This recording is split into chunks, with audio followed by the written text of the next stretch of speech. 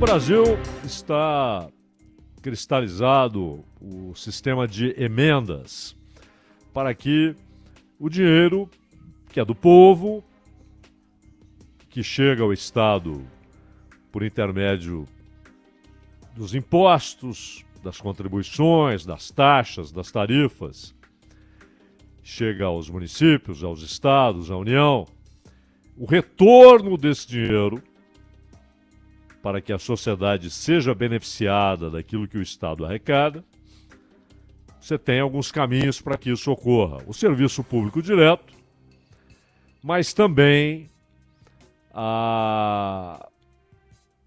as emendas. E aos tipos de emenda. Tem a individual, tem aquela feita por comissões. E, além disso, você tem as emendas de bancada. Mas, sobretudo, as emendas individuais ganharam corpo quando desenvolveram um mecanismo chamado de RP9, emendas de relator, que depois foi considerado inconstitucional pelo Supremo Tribunal Federal. Corretamente, o Supremo concluiu que aquele mecanismo feria princípios constitucionais.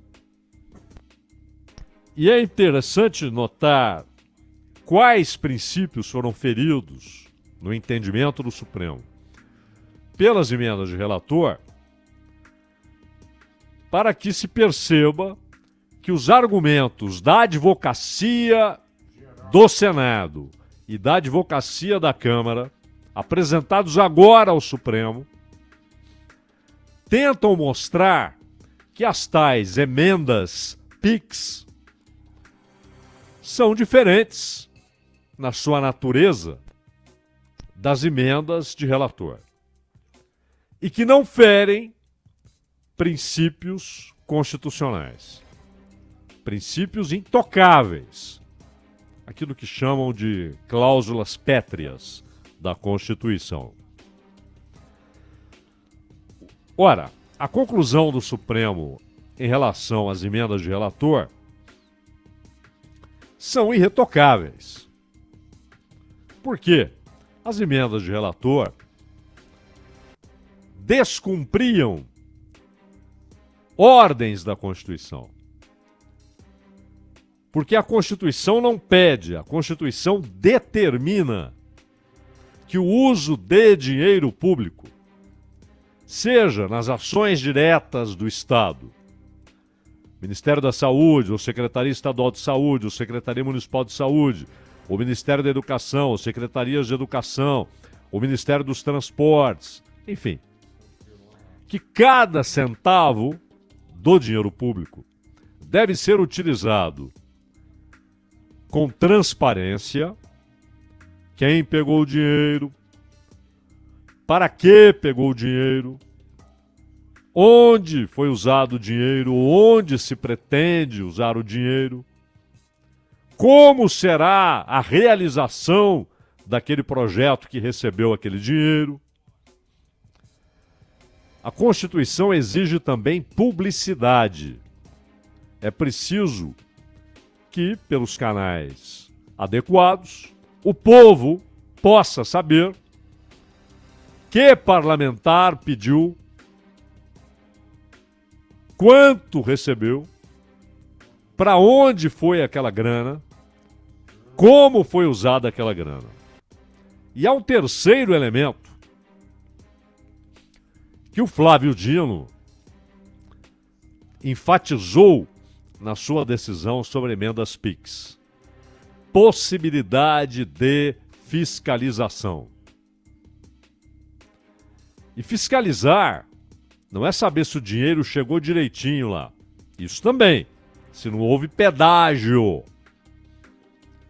no caminho. Para que é a grana? Ah, para construir um hospital. Opa, vamos lá. Quem vai construir? Ah, é a prefeitura. Então o dinheiro federal foi para aquela prefeitura. Finalidade, construção de um hospital. Isso na emenda de relator. Muito bem.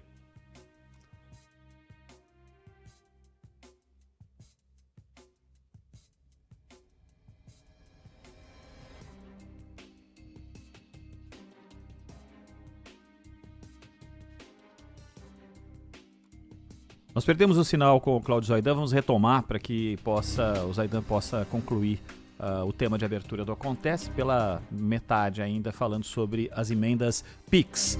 Antes da volta do Zaidan, quero só agradecer a você que está conosco pelas nossas redes, pelo youtube.com/Rádio Bandeirantes Oficial, você que faz uso da transmissão em vídeo por outros canais, pelo Facebook, pelo Bandplay, também pelo nosso site. Diga, Zaidan.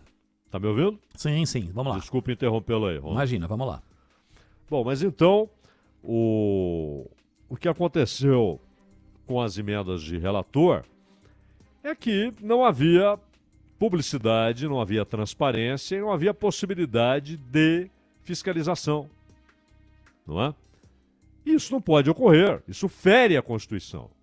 A Rosa Weber tomou essa decisão. Não, isso não pode, fere a Constituição. Não pode usar esse mecanismo. O que fizeram? Acataram? Sim, formalmente. Mas inventaram outro mecanismo. Que já havia, mas aí foi fortalecido. E virou o canal preferido. O mecanismo preferido. Emenda PIX. Como é que é isso? Você fica sabendo qual parlamentar pegou o dinheiro, porque ele sai do ministério. Porém, ele sai do ministério, mas não é dito em que ele será utilizado. Ora, isso é ridículo. Como é que você pega dinheiro público, envia para alguma prefeitura, para algum estado, mas não diz para quê? E por que é importante? Por duas razões óbvias. Primeiro, o dono do dinheiro, ou seja, o povo, tem de saber como o seu dinheiro é usado. Para que aquele dinheiro foi enviado para aquela prefeitura ou para aquele governo estadual. E aí um outro ponto fundamental. Fundamental. Por que aquela cidade e não a outra? Então, é fundamental que se explique, não, é que aquela cidade tem uma necessidade que precisa ser atendida urgentemente. Lá não tem escola.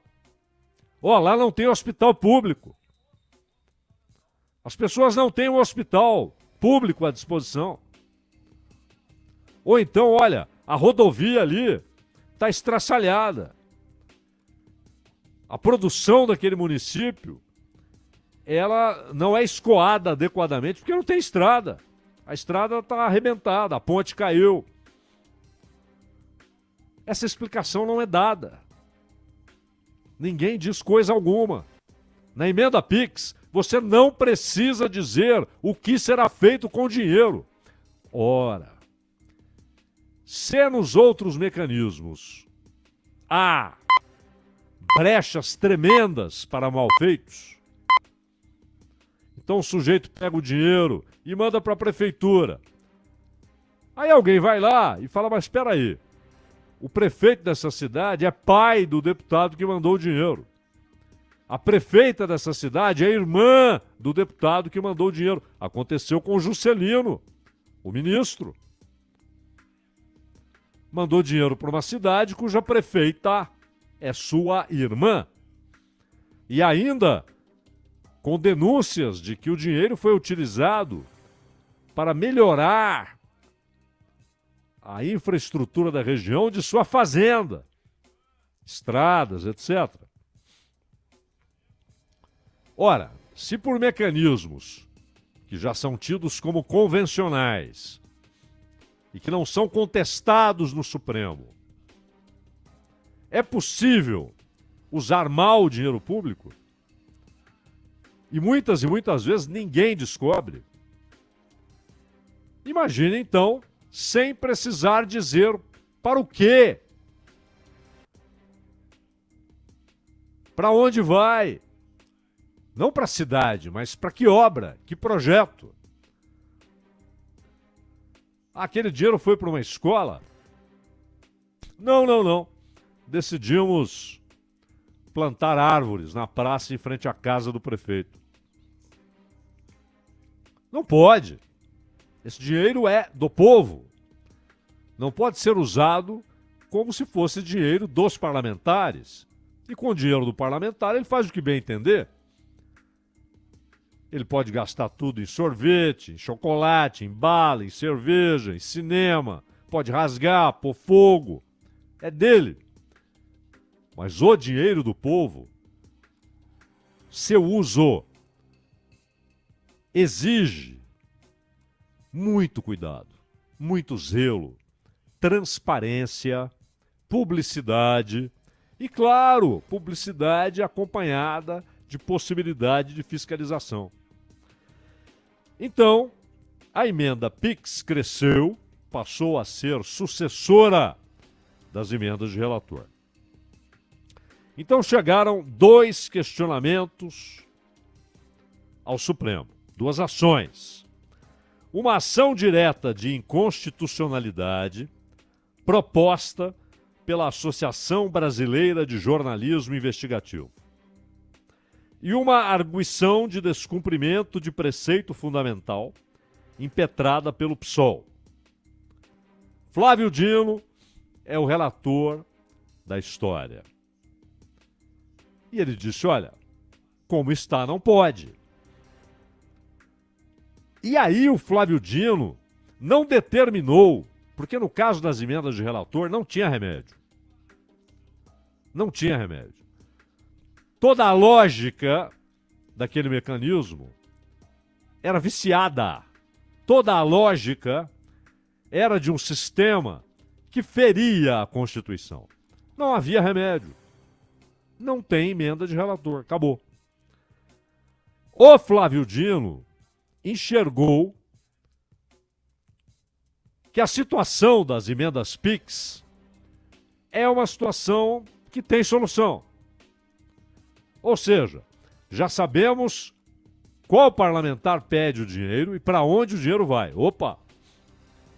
Porém, faltam 2 coisas essenciais. Determinar a priori como será usado o dinheiro, isso com transparência e publicidade. E aí, um ponto-chave. Garantir a possibilidade de fiscalização, inclusive pelo Tribunal de Contas da União. O que tem de mais nisso? Ele está pedindo que a Constituição seja respeitada. E aí, o mecanismo pode ser utilizado. O que os parlamentares argumentam para a existência desse mecanismo? Ele agiliza, ele evita tramitações burocráticas. Porque, às vezes, se você não mandar logo o dinheiro, quando você mandar, aquilo já está defasado, o custo já é outro, já houve mais deterioração, já houve encarecimento do material que deve ser utilizado. E aí é preciso fazer aditivos, etc. O que o Flávio Dino diz é, tá bom, vamos manter o mecanismo ágil, mas é preciso dizer o que será feito com o dinheiro. Isso é elementar. E é preciso garantir a fiscalização. Não só a fiscalização para que se saiba se o dinheiro foi de fato para aquele projeto, para aquela obra, mas também a execução do projeto. Há projetos aprovados que nunca saíram do papel. E o dinheiro foi. Milhões. Cadê o dinheiro? A obra não foi realizada. Ou então, fizeram uma ponte, conforme prometido. Mas fizeram com material vagabundo. E a ponte veio abaixo. Aquele dinheiro veio abaixo junto com a ponte. Espera aí, por que usaram material vagabundo? Por que tal construtora foi a escolhida? Houve licitação? Ou foi uma escolha arbitrária? Ou o parlamentar chegou com a verba trazendo a tiracolo a empreiteira? Tudo isso tem de ser fiscalizado. Que material é usado? Aquela escola que levantaram é a que está no projeto? Ou ela é 3 vezes menor do que a que estava no projeto e o resto do dinheiro sumiu? O hospital, que foi inaugurado, inclusive, tem placa com o nome do deputado e do prefeito. Só que o hospital, 2, 3 anos depois, não funciona. Por quê? Porque não tem equipamento. Pegaram uma casa ou construíram um prédio, colocaram lá hospital tal. Nome do deputado que conseguiu a verba. Nome do prefeito, quando da inauguração. E o hospital funciona? Não. Não tem máquina, não tem leito, não tem nada. Cadê o dinheiro? É preciso fiscalizar. E os parlamentares ficaram malucos. O Supremo está se intrometendo, aliás, com a ajuda de jornalistas, que vem com esse mesmo papo furado de que é intromissão do Supremo no Congresso. Não é. Porque esse dinheiro não é do Congresso, não é do Supremo, não é do governo, é do povo. Então, se eles usam mecanismos que ferem as ordens, as determinações, as exigências constitucionais, cabe ao Supremo dizer, opa, isso aí não pode, fere a Constituição. Mas se há remédio, olha, tem um remédio. Façam isso e aí será de acordo com a Constituição. Não, estão se intrometendo. E aí vem as respostinhas, sempre misturando ignorância com malícia. Sempre. Sempre com doses cavalares de oportunismo. Aí vem o Rodrigo Pacheco e sugere que todas as emendas sejam impositivas. Isso é absurdo. Essa sugestão do Rodrigo Pacheco é estúpida. E mais, começam as movimentações. Ah, é? Então agora é assim? Nós não vamos perder o controle do orçamento. Então agora nós vamos colocar de vez o governo na parede. E não passa nada aqui se não liberar as emendas todas. Ou seja, estão tratando de algo que não é deles, é do povo. E querem argumentar que há intromissão indevida da corte, que diz o que é ou o que não é constitucional, quando ela diz que o mecanismo que o Congresso aprovou é inconstitucional. O que os advogados do Supremo, ou melhor, da Câmara e do Senado argumentam. E é incrível como desaparecem as desavenças quando o assunto é emenda. Rodrigo Pacheco e Lira se irmanam quando o assunto é emenda. E aí os advogados argumentam o quê? Não, é uma emenda constitucional e, portanto, o Supremo só pode vetá-la se ela ferir alguma cláusula pétrea da Constituição. Por isso, nós trouxemos aqui o retrospecto do que decidiu o Supremo a respeito das emendas de relator. Os problemas são os mesmos. As exigências constitucionais não cumpridas são as mesmas. Então, é corretíssimo que o Supremo enxergue os mesmos problemas e diga, não pode. Claro, a decisão do Dino vai para o plenário vai decidir. E pelo menos um ministro, o Gilmar Mendes disse ontem ou anteontem, ele falou da reação nervosa do Congresso à decisão do Dino. A reação à decisão do Dino foi, como disse o Gilmar, nervosa, porque é fruto de incompreensão ou simplesmente uma atitude de rejeitar qualquer decisão que interfira nesse mecanismo, que não é o que eles preferem. O de preferência eram as emendas de relator. Ali era a casa do assinante, ou seja, que parlamentar pediu essa verba? O assinante, ou a assinante. Podia ter um Z, foi o Zorro, né, que pediu essa verba. Essa agora, os caras dizem, tá aqui, ó, foi o parlamentar tal. Mas para onde é o dinheiro? Surpresa.